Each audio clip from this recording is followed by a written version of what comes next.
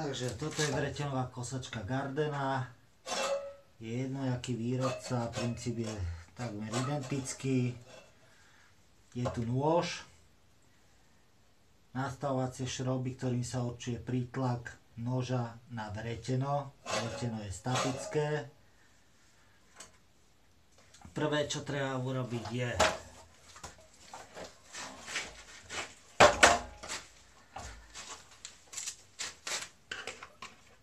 zahodíme puklicu.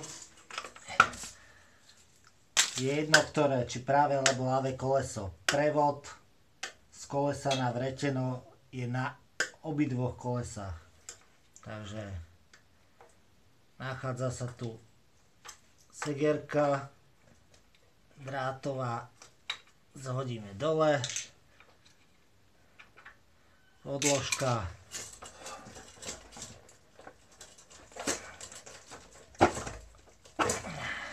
koleso,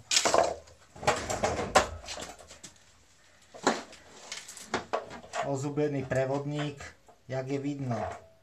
Na jednu stranu zabera na vreteno, na druhú stranu prešmykuje. Nachádza sa tu hriadeľ, v ktorom je zastrčený takýto klin.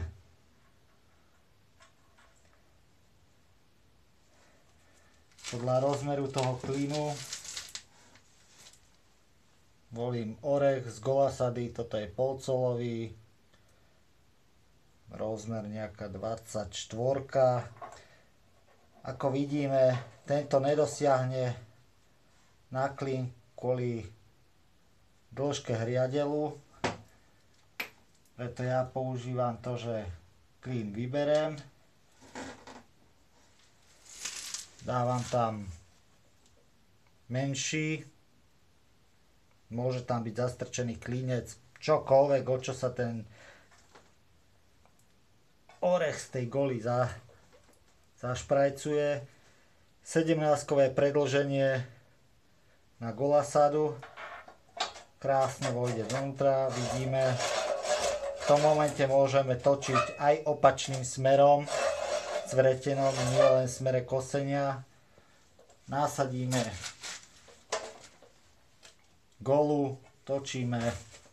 Ja používam skrutkovač, na ktorý nasadím, aby sa moc nemusel trápiť. Teraz otočíme si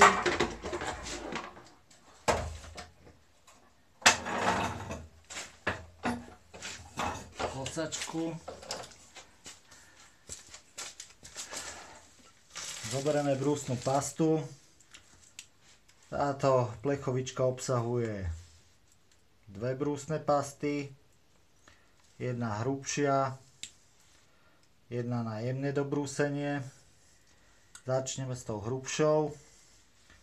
Naneseme už štecom na každý nôž vretena.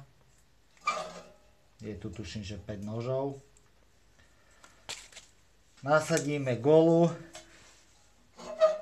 a točíme vretenom opačným smerom, než keď sa kosí. To znamená nie týmto, ale smerom von. Pritom vždycky jemne priťahujeme prítlak noža na vreteno, aby došlo k treniu a brúseniu jak noža, tak vretena. Proces opakujeme takisto aj s jemným dobrúsením. Keď máme nôž a vreteno nabrúsené, opäť kosačku zložíme. To znamená, vložíme pôvodný klín do hriadelu, nasadíme prevodník, nasadíme koleso,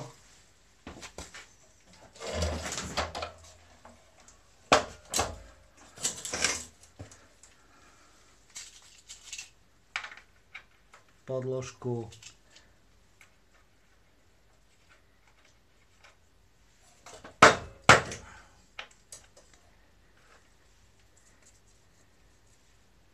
špajgerku, ktorá nám drží koleso, puklicu. Vrátime sa späť k tomu nožu.